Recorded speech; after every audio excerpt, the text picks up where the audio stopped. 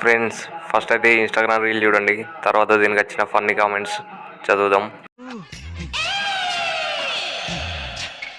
Subscribe చేయొచ్చు కదా friends.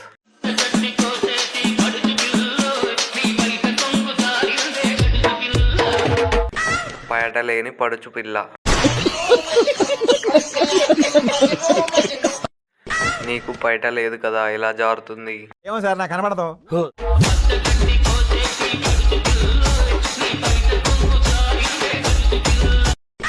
ఇంత వేడి ముందు పచ్చగడ్డి కూడా తగలపడిపోతుంది.